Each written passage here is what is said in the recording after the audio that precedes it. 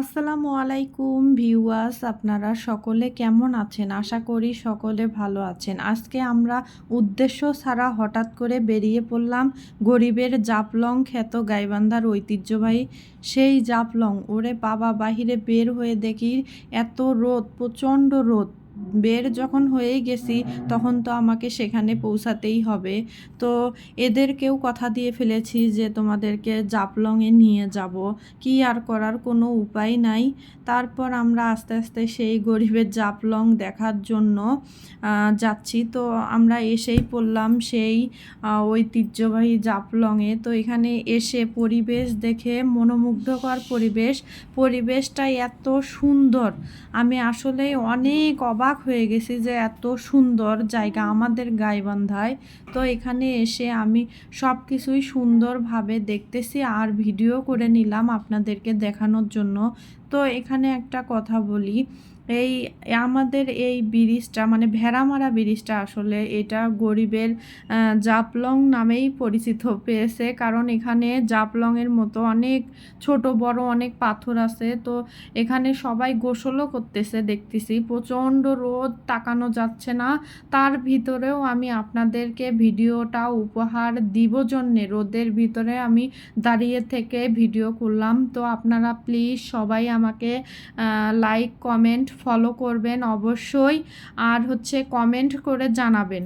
আর সবাই ভিডিওতে একটু একটু দেখায়, আমি বাস পুরোটা দেখানোর চেষ্টাই করলাম। তো কেমন লাগলো আপনাদের, আপনারা সবাই একটু জানাবেন। এখানে অনেক সুন্দর একটা ফুল গাছ।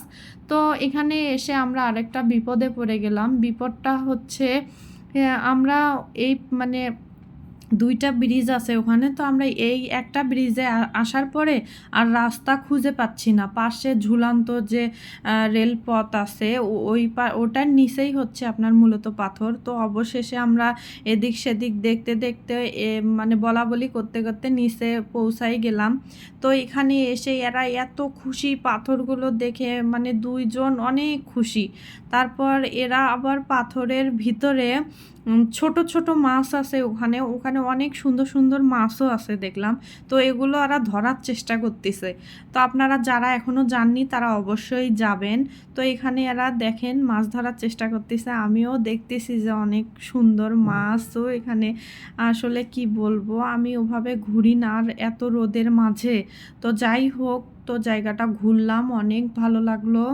মানে আসলে আসলে ঘোরাঘুরি করলে মনের ভিতরে একটা শান্তি লাগে। তো ওরা এখানে রেলপথ মানে দৌড়াদৌড়ি করতেছে, সামনেরটাতে আর যাওয়ার সাহস হইল না ওদের। তো এই পাশে কাঁঠাল গাছ, অনেক কাঁঠাল। তারপর ক্লান্ত হয়ে অবশেষে আমি আমার একটু চোখ মুখ ব্যথা করতেছিল, ওই জন্য চা খেতে আসলাম একটা দোকানে, যেমন আর কি দোকান এখানে। তো সেই রকমই, তবে জায়গাটা অনেক সুন্দর, যারা এখনও আসেননি তারা আসতে পারেন। আর আমি আবার এরা আবার শরবত খেয়ে যে আস্তে আস্তে আমরা এখন বাড়ির উদ্দেশ্যে রওনা দিলাম। তো কথার মাঝে অনেক ভুল থাকতে পারে, এইটা আপনারা একটু ক্ষমার দৃষ্টিতে দেখবেন আর সবাই আমাকে একটু সাপোর্ট করবেন প্লিজ।